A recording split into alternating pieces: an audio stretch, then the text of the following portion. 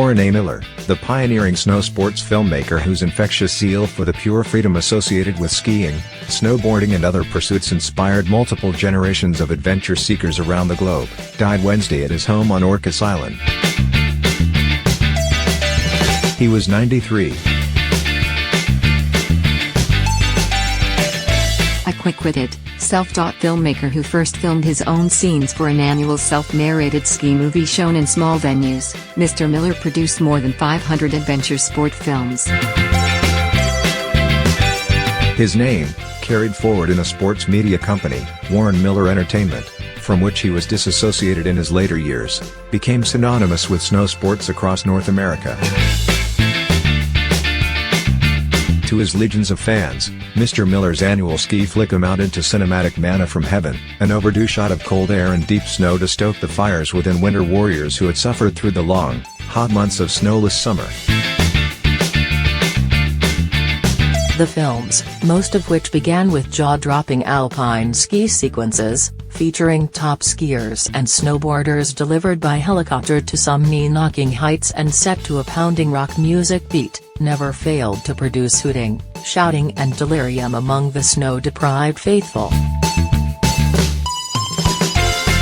The pumped-up atmosphere, Mr. Miller told the Seattle Times in 1985, was like showing a porno film on an aircraft carrier 6 days out of port. Those films' first dulcet tones of Mr. Miller's trademark voice, so distinctive that his wife, Lori, forbade him from using it in ski lift lines, just to avoid the phoning, usually were greeted with similar passion. Mr. Miller's ski films were equal parts travelogue, majestic cinematography and slapstick.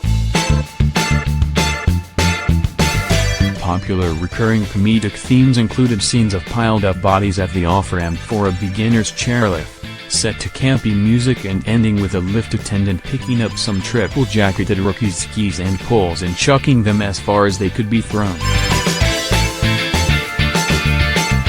Mr. Miller's trademark punchline, still repeated in some lift lines today, "Want your skis? Go get 'em."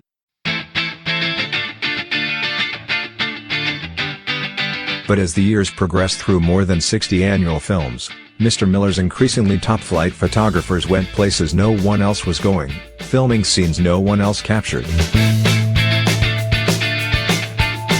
His productions in the 1980s and 1990s increasingly took viewers to exotic overseas locations, and featured big air jumpers such as Scott Schmidt, drawing concerns from some in the ski industry that the envelope was being pushed too far in terms of skier safety.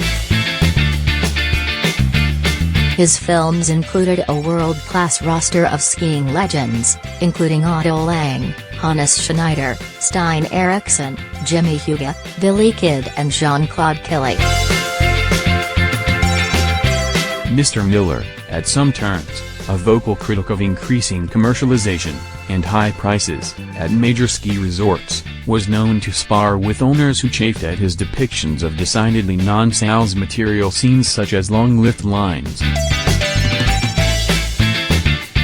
Mr. Miller's reply, in typical dry fashion, "If you don't want pictures of lift lines, then don't have lift lines." His films often were attended by parents and their children, sometimes even 3 generations of devotees to snow sports, who agreed that winter had not begun until they'd seen Warren Miller's latest. Taken as a whole, the films were no less than a celebration of the sport, which Mr. Miller advocated as a burst of freedom and escape from stressful lives for people of all ages. Every film came with a trademark Mr. Miller challenge to audience members to throw caution to the wind and strap on some boards before their knees reached their lifetime capacity of bends. In a 2010 interview with The Times, Mr. Miller suggested he would be pleased if that get up and go mantra stood as his legacy. "I really believe in my heart that that first turn you make on a pair of skis is your first taste of total freedom, the first time in your life that you could go anywhere that your adrenaline would let you go," Mr. Miller said at age 86. and I show that in my films. I didn't preach it. But once you experience that freedom, I'd personally narrate that show over 100 times a year, and I came to the conclusion that man's search for freedom is embedded in our genes. That's what everybody wants. As he aged, Mr. Miller turned the cameras, then most of the production work, over to specialists in his company, which in 1989 was acquired by his son, Kurt, and partner Peter Speak. They sold the film company in 2001 to Time Incorporated. It has changed hands several times. Mr. Miller's involvement with the film company, which still produces an annual film, largely ended in 2004.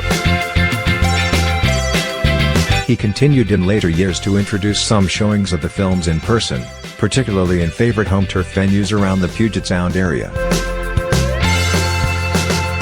His last public appearances were in an evening with Warren Miller Lectures in Seattle in 2010.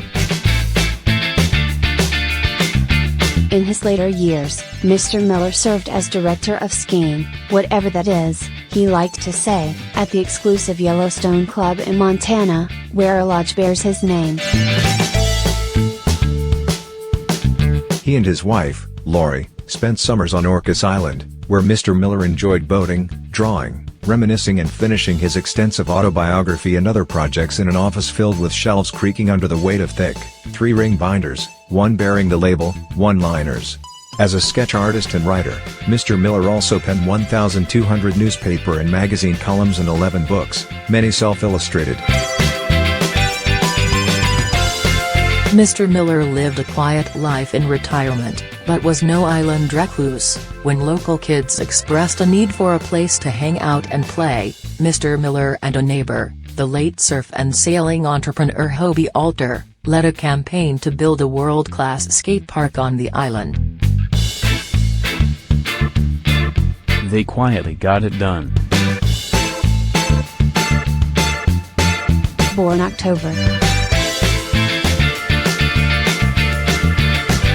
15, 1924, in Hollywood, California, to Albert L. Miller and Helena H. Miller, Warren's childhood was far from idyllic. The Great Depression derailed his father's radio career, and Albert never worked again.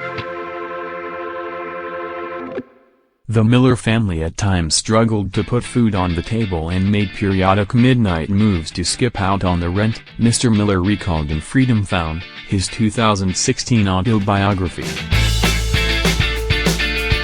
Rather than face the fact that my family was very strange, I made the assumption that the way our family lived was much the way that every family lived, Mr. Miller wrote. With hairdos for my sisters, whiskey for my father, and some food saved from dinner for me, my mother kept us together. A lot of people have had it a lot worse, but this was the way I had it. After a series of rudimentary jobs as a youngster, Mr. Miller sought refuge in the outdoors, body surfing off Topanga Canyon, hiking with Boy Scout friends in Yosemite, skiing at Mount Waterman, and surfing at San Onofre on a board built in a high school shop class. A seemingly natural entrepreneur, Mr. Miller purchased his first still camera at age 12, photographing fellow Boy Scouts and selling them prints. The business marked only the beginning of what was to be a very, very expensive habit of documenting my world, he recalled in Freedom Found. Mr. Miller purchased his first skis and bamboo poles at age 15 for $2, money earned delivering newspapers. He studied legendary Northwest ski instructor Otto Lang's book, Downhill Skiing, before making his first turns in the San Gabriel Mountains in 1938. people remember their first day on skis because it comes as such a mental rush, Mr. Miller wrote, echoing a refrain that would fuel his career. When you come down the mountain from your first time on skis, you're a different person. I had just now experienced that feeling, if only for half a minute. It was step one in the direction I would follow the rest of my life.